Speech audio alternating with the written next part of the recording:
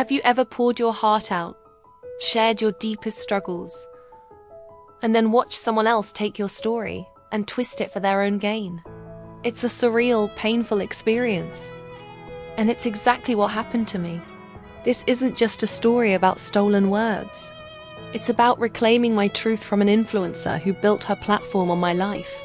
It all started a couple of years ago. I was in a pretty dark place, navigating the aftermath of a really difficult period in my life. It involved a toxic relationship, a tough financial situation, and a long journey back to finding myself. As a way to process everything, I started a small, anonymous blog. It was my sanctuary, a place where I could be completely honest without fear of judgment. I wrote about the manipulation I experienced, the small victories I celebrated, and the lessons I was learning along the way. My audience was tiny, maybe a few dozen people, but they were supportive. It felt like a safe, healing community. One day, I stumbled upon an influencer. Let's call her Aria. She was blowing up online. Her brand was all about empowerment, resilience, and overcoming adversity. Her posts were beautifully curated. Her captions were inspiring, and she had this magnetic personality. Before her big break, Aria's content was mostly aspirational lifestyle posts. Lattes in chic cafes, trips to exotic locations, and designer outfits. She presented a life of effortless perfection, but her backstory was always vague, filled with generic tales of hustling and manifesting her dreams. She seemed so genuine, so real, and I found her content comforting. Then, things got weird. Aria posted a video that went viral. In it, she tearfully shared her personal story of escaping a manipulative ex and rebuilding her life from scratch. As I listened, a cold feeling washed over me. The details were eerily familiar. The specific phrases she used, the unique sequence of events she described. It wasn't just similar to my story. It was my story. She was quoting my blog posts almost verbatim. My heart sank. I scrolled through her feed, and it was everywhere. My words, my experiences, repackaged in her aesthetically pleasing grid. She was monetizing my trauma, selling merchandise with phrases I had written in my darkest moments. She had taken my anonymous sanctuary and turned it into her public spectacle. The tiny, supportive community I had built was nothing compared to her millions of followers, who were praising her for her bravery and authenticity. I felt invisible, silenced. My pain was her content. My healing journey was her brand deal. At first, I was paralyzed by shock and fear. Who would believe me? I was an anonymous blogger with a handful of readers. She was a massive influencer with a loyal army of fans. If I spoke up, they would tear me apart. They'd call me a liar, an attention seeker, someone just trying to ride her coattails. The thought of that backlash was terrifying. So for a while, I did nothing. I just watched, heartbroken, as she continued to profit from my life. That the silence was eating me alive.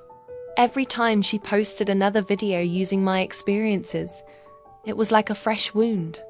I realized that by staying silent, I was letting her control my narrative.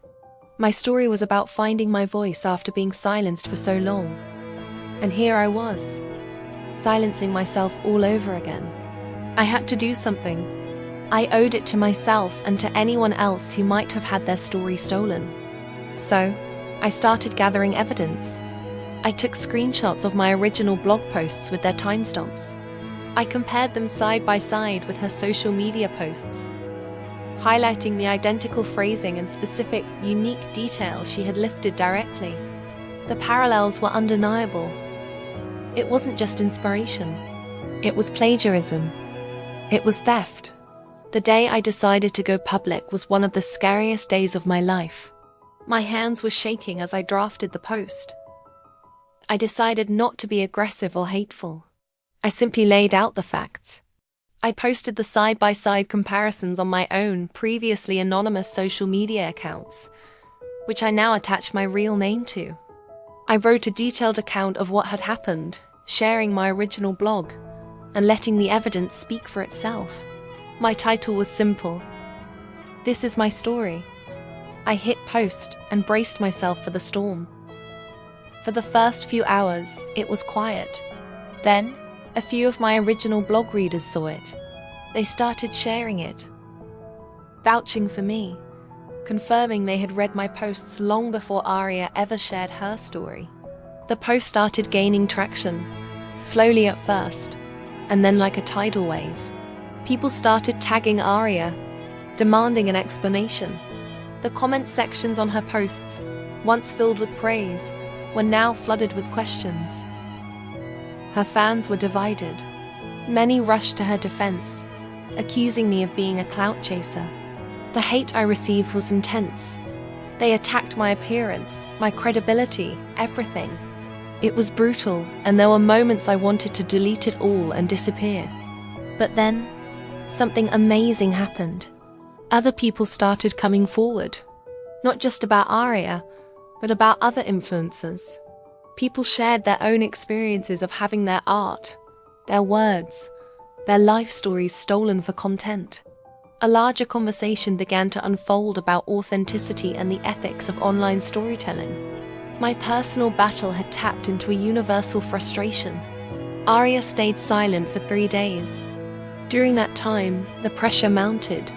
Major commentary channels picked up the story, analyzing the evidence I had presented. The proof was just too compelling. Finally, she broke her silence. She posted a heavily edited, non-apology video. She claimed she was deeply inspired by many stories and that any similarities were purely coincidental. She painted herself as the victim of a malicious online mob. It didn't work. People saw right through it.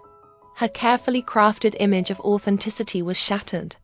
She had lied, and now she was lying about lying. Her follower count started to plummet.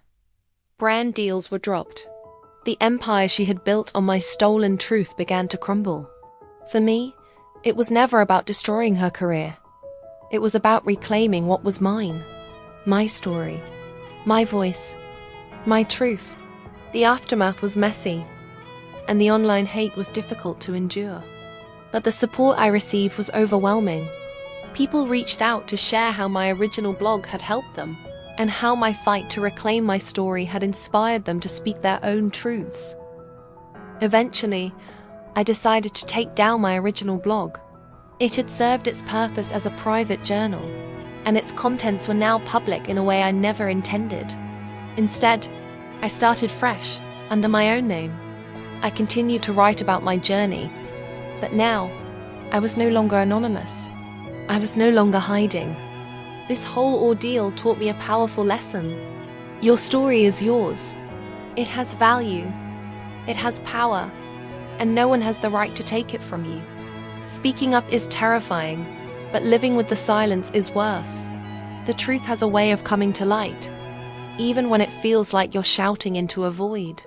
It might not happen overnight, but it will happen. If you're going through something similar, or if you ever feel like your voice is being drowned out, please don't give up. Your story matters. You matter. The internet can be a cruel place, but it can also be a place of incredible connection and support. Find your people, hold on to your truth, and never be afraid to say, "This is my story." Thank you so much for listening. If this resonated with you, please consider subscribing for more stories. See you next time.